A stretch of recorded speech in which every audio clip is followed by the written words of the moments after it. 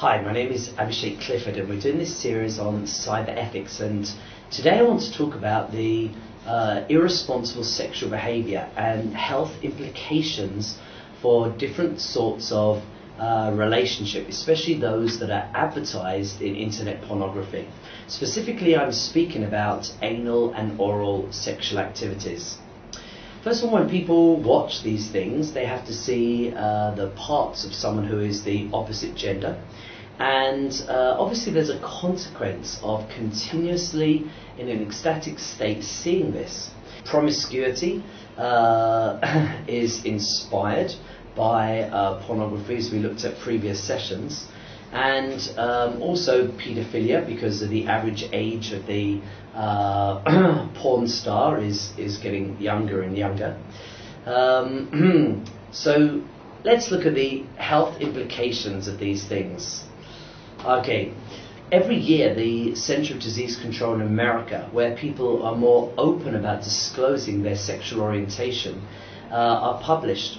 And whilst America is approximately 2% gay or homosexual, they constitute 56% of the cases of HIV/AIDS. And so we can calculate that someone who engages in anal sex is 140 times more likely to get HIV. Similarly, they constitute 83% of the cases of syphilis. And there's about 30 sexually transmitted diseases which are causing havoc today in the world and taking young people's lives, especially young people. And so it's important to point out the consequences of this sort of relationship. Whether the person is male or female isn't the issue, it's the anal and the oral nature of sexual relationships which are advertised day and night on pornography, which people assume to be okay, which is inspiring people. Guys are forcing their girlfriend to want to do this, wives who are saying, no way, I'm not going to do that. And the husband is saying, well, I'll leave you. Or the boyfriend will say, I'm leaving you unless you're willing to do it in that way. We need to look carefully at this issue. And of course it overlaps with the whole issue of IPC section 377 and people's rights to freedom or not.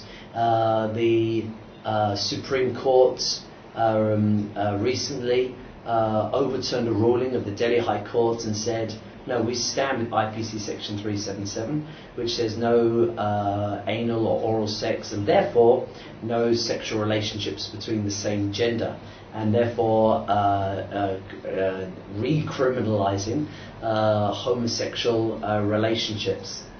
And we want to talk about this tenderly. We don't want to inspire bad feeling against people who find themselves with a reversed orientation, but we do want to point out the medical implications of such relationships. Because of experimentation, people looking at porn will try it out, what they see. There was multiple newspaper articles about claiming that ladies in India, their favourite pornography was lesbian and homosexual pornography, and what you see and enjoy, may change your behaviour.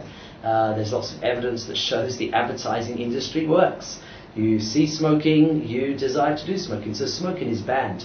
And in the same way, it seems that pornography is inspiring people to try out these sorts of behaviours, these sorts of gender alignments, and dissatisfaction, the reduction in attraction between a committed relationship because of porn is leading people to want to try something more weird or something different for example, same gender.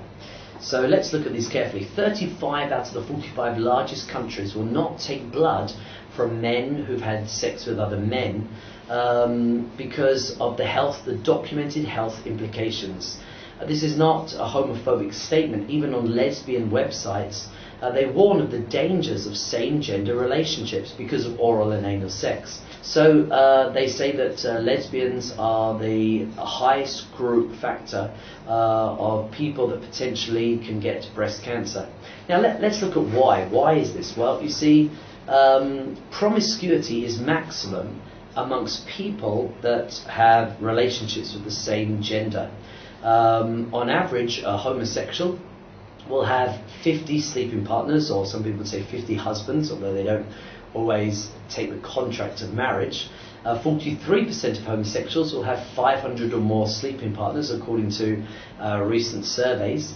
And so, because of the promiscuity and the going with multiple partners, that's one reason why the homosexual community is so much more open to these terrible diseases. And it's important to warn young people, some people say, sir, we play with the girls, we play with the boys. Well, you need to know the consequences of what happens if you do play with people of the same gender. Overall, because of this increased promiscuity, the homosexual community will have their lives shortened by 14 years because of the increased risk of sexually transmitted diseases.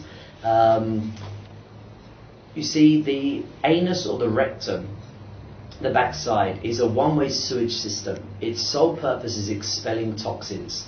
And misusing this part of the body, even though we label it love, does not change the health or medical implications. And how can we allow something to be advertised which is twice as deadly as smoking? Smoking takes 7 years off someone's life. Anal sex, which is the only option for gay couples, it takes, anal or oral, takes 14 years in average of someone's life. We have on television all the